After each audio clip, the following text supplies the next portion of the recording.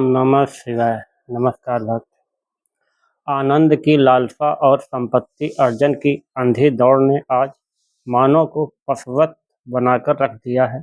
मानसिक शांति, परस्पर मधुर संबंध और भाईचारा आज बीते युग की बात बनकर रह गई है और इसका एकमात्र कारण है भौतिक उपलब्धियों की प्राप्ति की अंधी असीम आकांक्षा।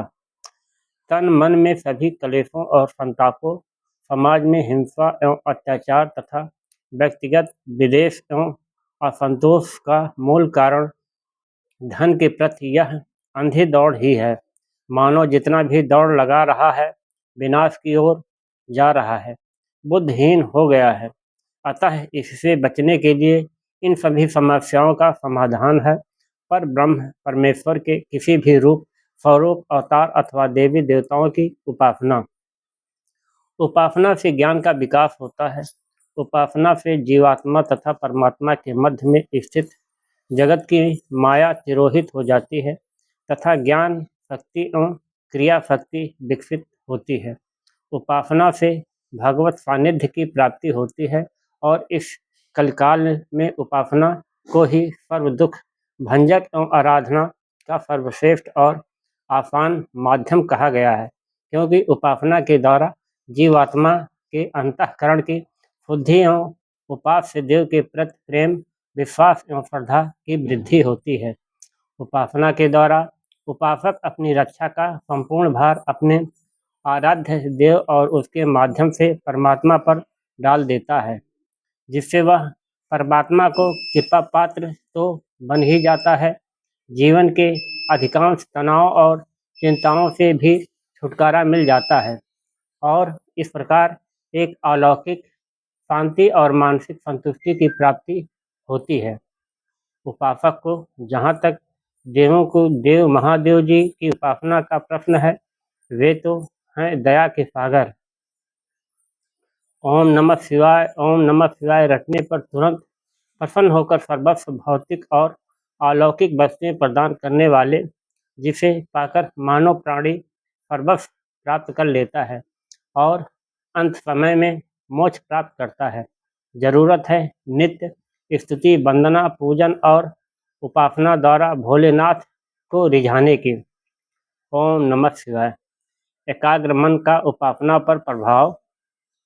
खेल तमाशों सांसारिक कर्मों में मानव का मन तुरंत लग जाता है, परंतु उपासना, भजन, कीर्तन आदि में प्रारंभ में कुछ दिनों तक मन नहीं जमता, चित्त चंचल बना रहता है। कई बार तो उकताहट और घबराहट जैसी होती है, परंतु यह स्थिति चंद दिनों ही रहती है।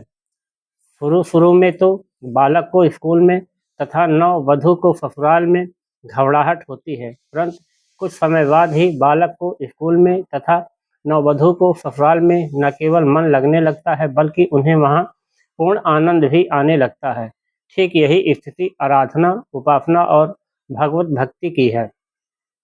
प्रारंभ में कुछ दिनों तक ही आराधना उपासना में मन नहीं लगता, परंतु कुछ समय बाद ही उपासना में भी समान ही सच्चा आनंद आने लगता है। यदि प्रारंभ में मन नहीं लगता तो भक्त और भगवान के रक्षक देवों के देव महादेव जी की आकृति अथवा शिवलिंग के समक्ष सच्चे हृदय से रोइए, गिड़गिड़ाइए और प्रार्थना कीजिए। हे प्रभु, मैं तुम्हारी मूर्ख संतान हूँ, निपट अनाड़ी हूँ, परंतु मैं क्या करूँ। हे भोलेनाथ, हम पर कृपा करें, अपने चरणों में मेरा मन लगावें, हमें अपनी भक्ति दें। दयालु महादेव को भक्त की इस पुकार को सुनना ही पड़ेगा। ओम नमः शिवाय। क्योंकि वे हमारे ही नहीं, संपूर्ण जीवों के पिता तुल्य हैं। हम उनसे विमुख हो सकते हैं, परंतु वे हमसे विमुख नहीं हो सकते। पिता के समक्ष पुत्र कुछ ही मांग सकता है, फिर हम तो पिता श्री से उनके प्रेम की भिक्षा ही मांग रहे हैं। अतः शर्म या झिझक कैसी, जितना अधिकांश मांग सकते हैं मांगिए, प्रभु से दया और भक्ति भाव की भिक्षा। ओम नमः शिवाय।